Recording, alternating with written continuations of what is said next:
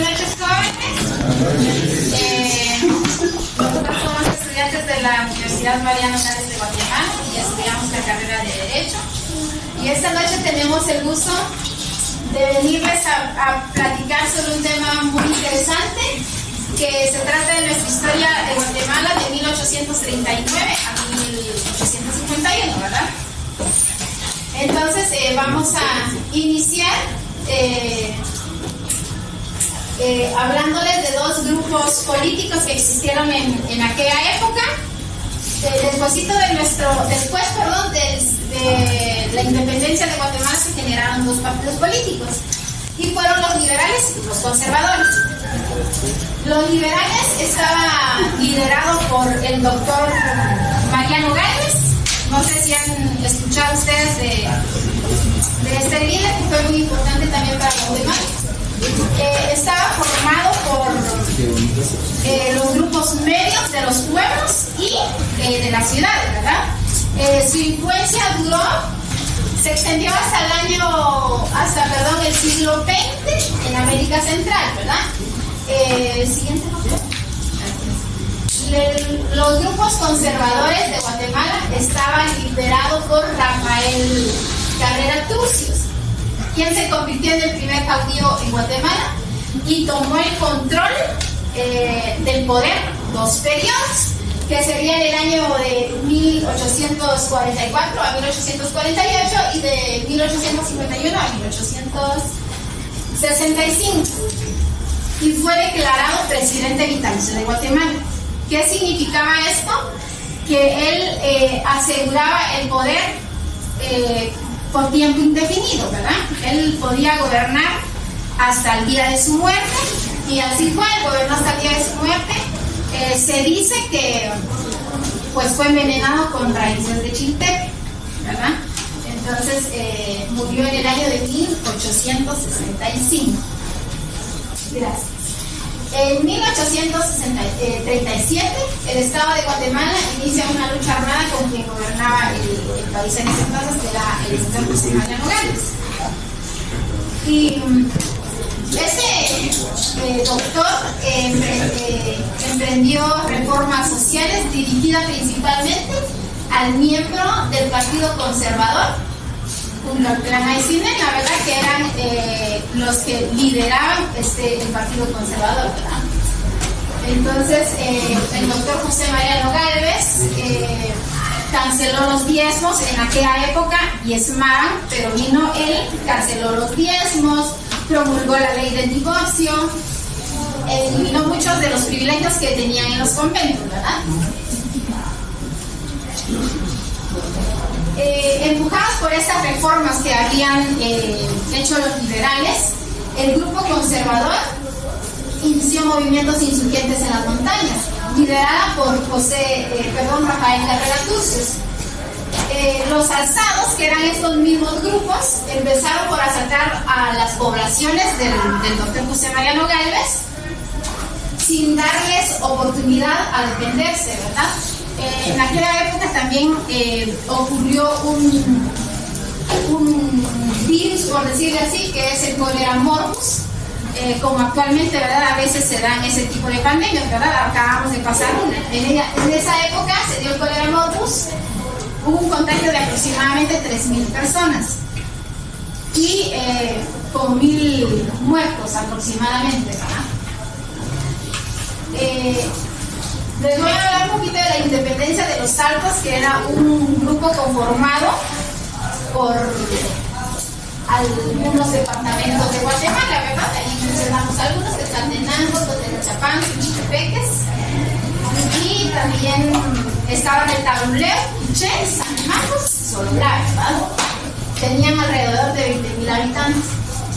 En mayo de 1836, un periódico local propuso que esta región se independizara, por decirlo así, ¿verdad?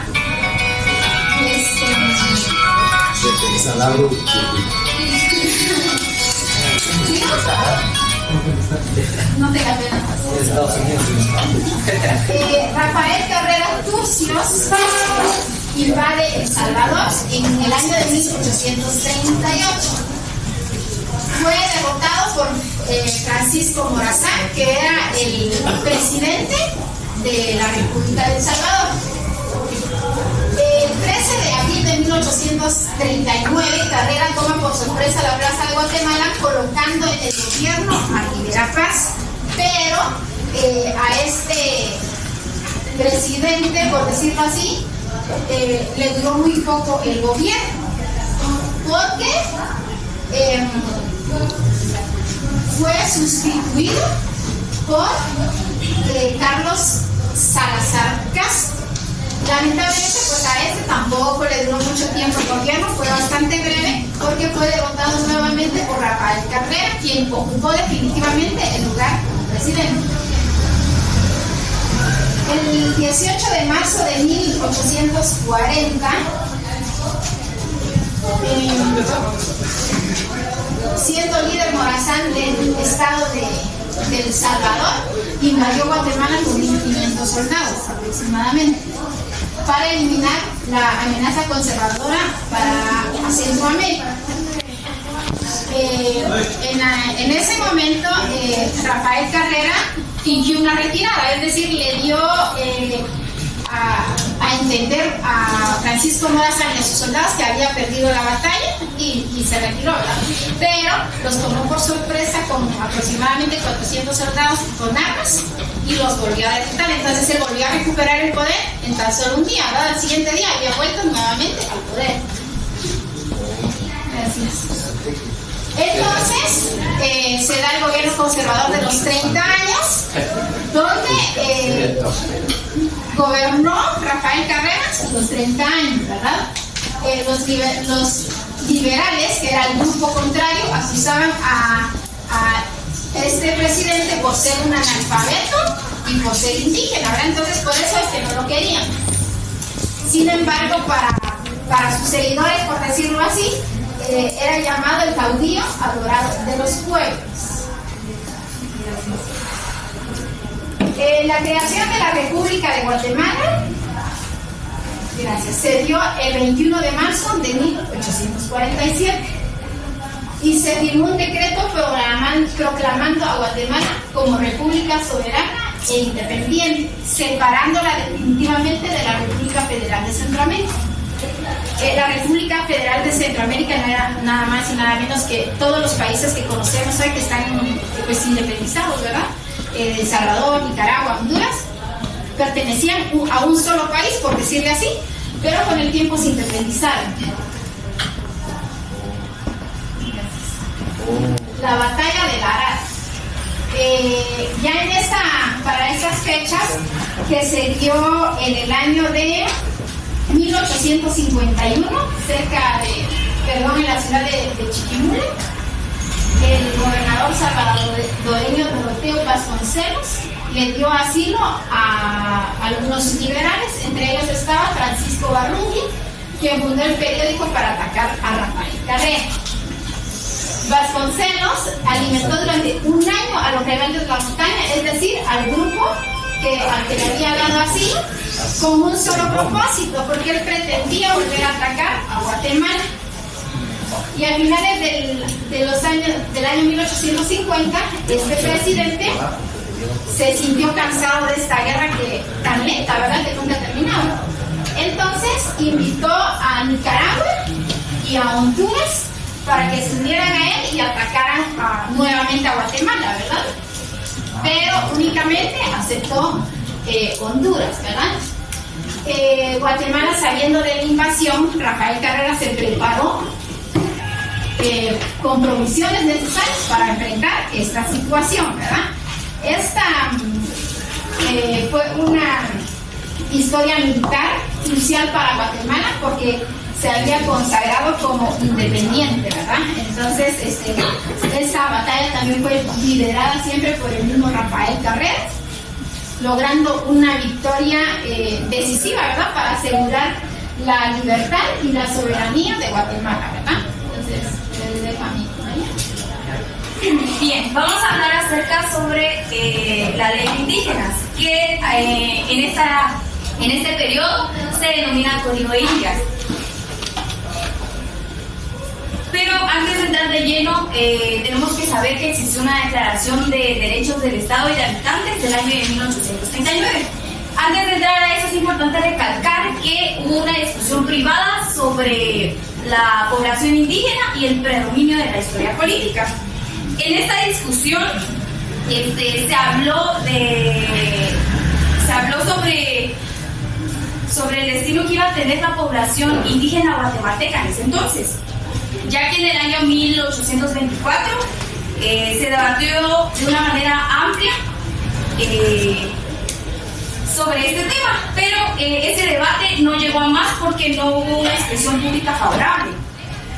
Finalmente, la legislación de este periodo, que es la Constitución Cádiz, fue absolutamente inclusiva en un esfuerzo de romper el antiguo orden de clases y castas del periodo colonial. Y esto se dio durante el gobierno de Mariano Gálvez, en un proyecto de homogeneización, es decir, que él buscaba que cada ciudadano fuera tratado por igual, que tuviera derechos y obligaciones. En ese entonces los indígenas no podían tener ni voz ni voto, ni tenían derecho. Lo que Mariano Gálvez en su gobierno buscaba era que cada indígena pudiera tener un derecho y pudiera contraer obligaciones, incluyendo así el concepto para los indígenas, ya no como indios, por decirlo así, sino como ciudadanos. Pero para llegar a eso se vivía en un régimen conservador, con el argumento de la supuesta igualdad entre las clases.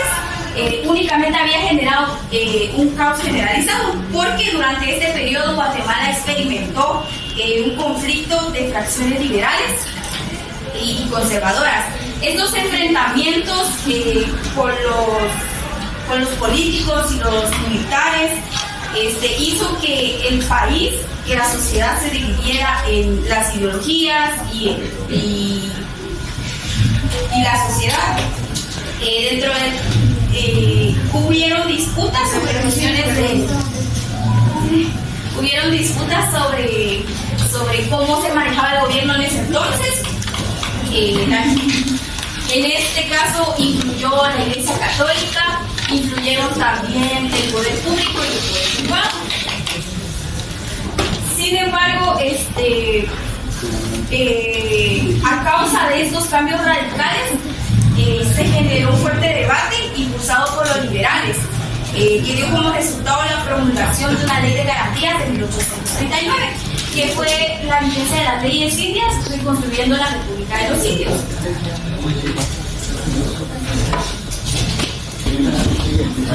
Bueno, que en 1839 se convoca una Asamblea Nacional Constituyente. En esta asamblea se realiza el texto constitucional del tema con respecto a los indígenas, en el cual se estableció y se promulgó el Código de Indígenas, con una serie de leyes destinadas para la regulación de los pueblos indígenas y para las relaciones del país con los indígenas. Sin embargo, durante el proceso, varios legisladores opinaban acerca de que nada de los males sufridos por los indígenas hubiera sucedido si no se hubiese seguido una legislación liberal. Esto haciendo alusión al gobierno de Mariano Gálvez, donde él proponía la igualdad, donde él proponía de que todos ante la sociedad podían tener derechos, podían tener obligaciones, fueran indígenas o no. Se promulgó el Código de Indígenas y esto fue para mejorar la relación que tenían los pueblos indígenas con el gobierno de ese periodo.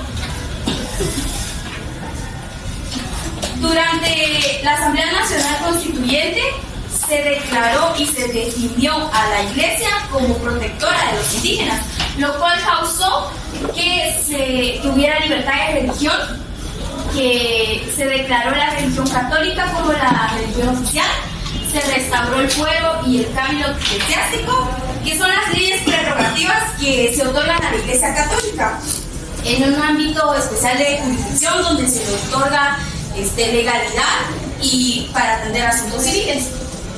También colocó la educación bajo el control de la iglesia, restableció el colegio de misioneros de propaganda fide y abolió el impuesto personal, restableció el diezmo. A partir de 1839 surge la necesidad de proteger y restablecer a la población indígena. Dentro del Código de Indígenas se encuentran las reivindicaciones del indio, que como menciona acá, es el texto constitucional del tema de los indígenas. Este se creó como un organismo específico para la protección de los indígenas y una comisión permanente para el mejoramiento de las condiciones de vida, ya que como se los mencioné antes, los indígenas en ese periodo, en esa época, no eran tratados como ciudadanos, sino eran discriminados, eran forzados a trabajar de más, les quitaban las tierras. Entonces lo que este código hizo fue que a raíz de esto se les pudiera dar a los indígenas los derechos humanos que les pertenecen. ¿Tiempo para referir? Buenas noches, yo les voy a hablar sobre los proyectos de instituciones y de constituciones que hubieron antes de llegar a lo que ahora es nuestra constitución. Hablar de la constitución es hablar de un proceso de muchos años en los que el pueblo guatemalteco ha venido construyendo un ordenamiento jurídico que le permita tener una vida jurídica nacional e internacional con el apego a derecho y al respeto de los derechos humanos, asegurando la paz social y el fortalecimiento de la poder democracia. Y pues es importante resaltar que a lo largo de los años ha pasado por numerosos procesos y cambios que han generado el fortalecimiento de las bases del ordenamiento jurídico.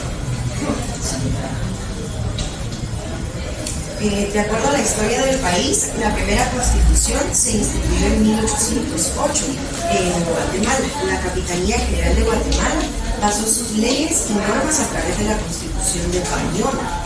Esta carta contaba con 146 artículos que regulaban los derechos básicos e individuales consistentes en la inviolabilidad de la vivienda, la libertad y la detención legal. Además, en 1812, la monarquía española derogó su anterior carta y estableció la Constitución de Cádiz, siendo esta la más cercana al concepto de constitución, la cual constaba de 112 artículos que regulaban los procesos de la ley. En tanto a 1823, con la independencia de Guatemala, de la corona española y con la institución de la nueva república, se dieron las primeras bases constitucionales que, por desgracia, no tuvieron efecto por mucho tiempo, producto de que Guatemala se declaró un estado federado.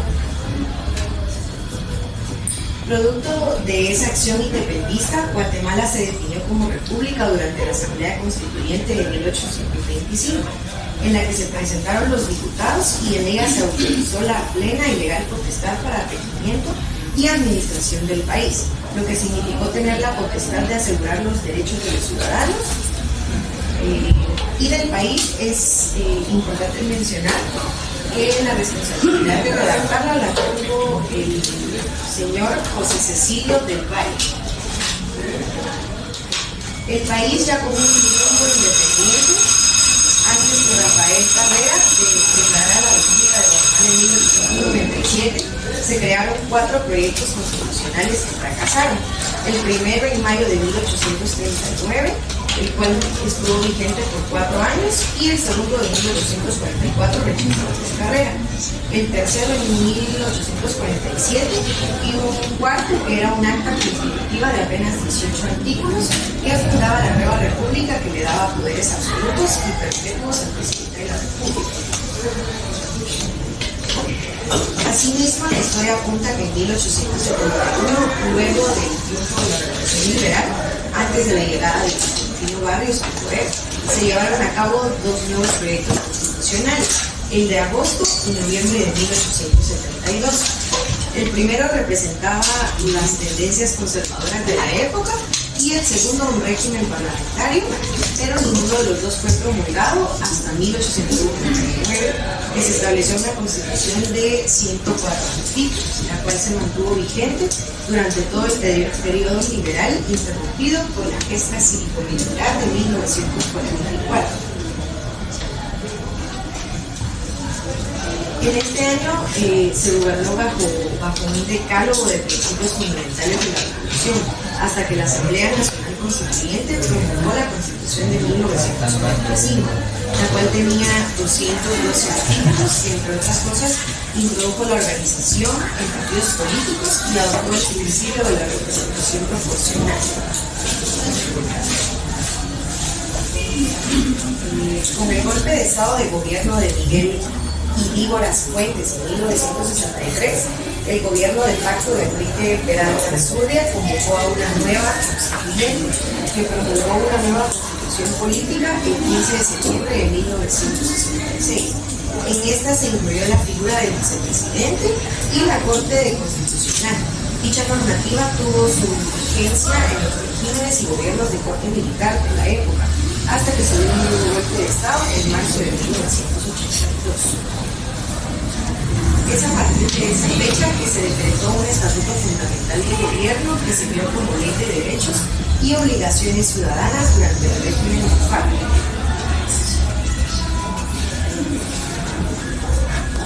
Luego del relevo que el ejército permitió en 1983, se emitió la ley electoral que permitió la elección de una nueva Asamblea Nacional Constituyente que se integró de manera legítima con la participación ciudadana y representó a muchas corrientes políticas que desde el 1 de agosto de 1984 trabajaron arduamente para promulgar el 1 de mayo de 1985 nuestra actual Constitución Política de la República de Guatemala, piedra angular del sistema democrático guatemalteco. La Constitución Política de la República de Guatemala fue emitida el 31 de mayo de 1985. Nuestra Constitución está conformada por 281 artículos que establecen las obligaciones del Estado guatemalteco, la forma de organización del país, así como todos los derechos y obligaciones que tienen los ciudadanos, el gobierno y los órganos que lo conforman. Y con esto damos finalizada nuestra exposición. Les agradecemos mucho su atención. Les vamos a brindar un pequeño refrigerio y también le queríamos agradecer al profesor. Muchas gracias por su tiempo y gracias a ustedes por escucharnos también y por contarnos también. Muchas gracias.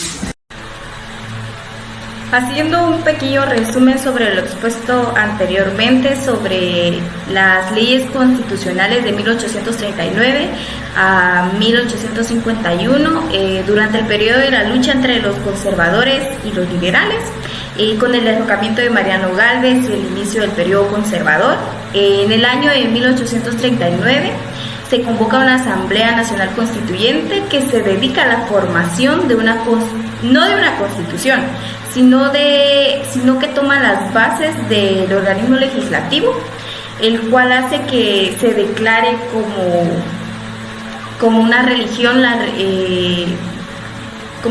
oficial, la religión católica, restaura el fuero y el cabildo eclesiástico, declara nula la suspensión de órdenes religiosas, colocó la educación bajo el control de la Iglesia, restableció el colegio de misioneros, de propaganda finde, abolió el impuesto personal y restableció el diezmo, fortaleció el poder ejecutivo y, suprimiendo la libertad de culto, se aprobó las leyes de garantía. Durante ese mismo año, en relación más de conocimiento de los derechos, siguiendo el mismo año, en 1839, se crea un organismo específico para la protección de los indígenas y una comisión para el mejoramiento de sus condiciones de vida. Hacia el año 1844, en donde la Asamblea entrega un decreto entregando al poder de aquel entonces al general Carrera, quien da orden de la disolución con un pretexto de un alzamiento campesino, convocando a un consejo que lo sustituiría. En el año de 1845 se convoca una Asamblea Nacional Constituyente que reúne poco tiempo después de ser convocados, logrando un proyecto de constitución en 1845. Este debería de ser aprobado por un Congreso nuevo, pero el general Carrera lo vuelve a rechazar.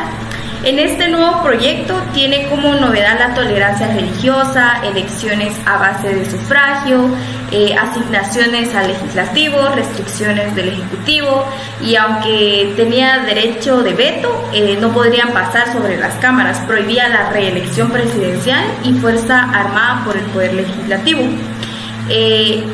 Después, en el año de 1847, se convoca una comisión para que redacte el proyecto de constitución. Este proyecto es redactado por Pedro Molina, establecido por 3 poderes: electoral, ejecutivo y legislativo.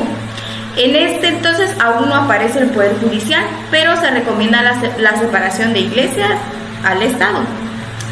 Asimismo, en el año 1848, el general Carrera convoca a las elecciones para elegir a un nuevo constituyente, quien concede la renuncia de Carrera y su autoexilio a Chiapas. En este proyecto nunca se discute la controversia de carácter político, por lo que hace imperativo el regreso de Carrera en el año de 1849, lo que hace que los diputados liberales se exilien. Tiempo después, cuando el país ya iba rumbo a su independencia, antes de que Rafael Carrera declarara como república al país de Guatemala, y eso sucedió en 1897, pero antes de eso se crearon cuatro proyectos constitucionales que fracasaron. El primero fue en mayo de 1839, el cual tuvo vigencia por 4 años antes de que el general Carrera llegara al poder. El segundo fue en el año de 1844, rechazado por Carrera. Y el tercero fue en el año 1847. Y el cuarto fue un acta constitutiva de apenas 18 artículos que fundaba la nueva república, que le daba los poderes absolutos y perpetuos del presidente de la república.